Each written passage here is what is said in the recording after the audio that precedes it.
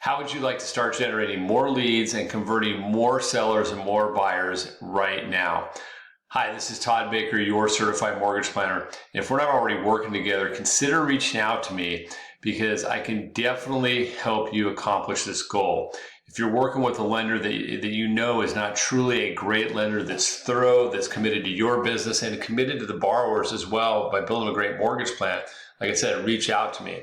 So in this video, and I'm calling these the Todd Talks, these weekly editions, I'm gathering together the great data put out by Keeping Current Matters, the great, phenomenal real estate content.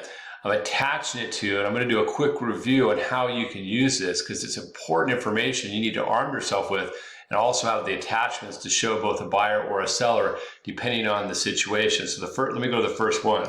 Okay, so it's why the forbearance program changed the market. So the reason why I brought this up, and I sort of wanted to highlight this one, is because there are many people out there that are under the mistaken belief that all of these people are going to come out of forbearance and actually create a bunch of foreclosures and drive prices down. But if you scroll down and read this article, you find that most borrowers exiting the forbearance moved either into modification, payment deferral, or a combination of the two workouts. And you could see that loans exiting forbearance, 36% paid in full, the other 45% were workouts, and only 18% were still in trouble. So what that means is, like, this particular program, it's unlike the housing crisis before, where they had the loan modifications after the housing crisis. If you're in the business back then, you'll remember what a mess that was. If you were not, I'll tell you, it was a total mess. It wasn't like this. This forbearance program, it worked very well. It was very effectively administered by all of the banks, and there was an easy off-ramp off. So really, it worked very well. The takeaway here, though, there's not going to be foreclosure. So if someone says, well, I'm waiting, there's going to be a bunch of foreclosures, you say, no, here's the data. That's not going to happen. Gives you confidence to buy now. So let me show you the next one. Okay, this is selling your home. Your asking price matters more now than ever. This is a super powerful article that you can use as part of your presentation, and also read it so you're ready for scripting when you actually speak to a seller. And remember, it's not just a seller, but it could be a seller and a contingent buyer. 2 transactions for you, right? So when you look at that, this article talks about pricing your house right, and that's super important. Like, this is the key piece of data you need as an agent right now talking to sellers. And this arms you with what to say. And it talks about, homes priced right are selling quickly, but homes priced too high are deterring buyers. Now, you might know that already, but whether you were like 100% on that, or you're sort of on the fence on that, or you think maybe that's true, this article and the data gives you collateral material to give back to the seller and say, no, listen. For example, I have one right now where my listing agent, my agent wants to, we're doing a buy and sell, and my agent wants to sell for $250. The borrower thinks it's worth more. So we've convinced them by using this article and the data in it that, listen, the agent's giving you the right advice, right? Your agent's giving you the right advice because it for sure will sell at $250. And most likely it's going to be overbid. If you go in what he wants, it's just going to sit, and that's not good. Once again, the collateral material. So let me show you the next one. This one is for the buy side. Is the shifty market a challenge or an opportunity for home buyers?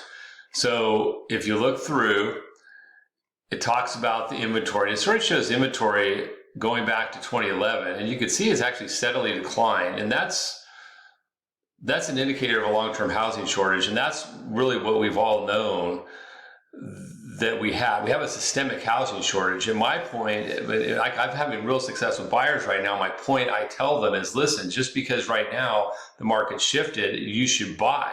Because if you wait, this long-term trend is going to continue for a while, right, of a housing shortage.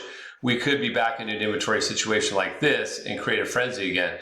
So right now, when we have a little bit of a spike up of inventory, it's the time to buy. And it's showing up in the data.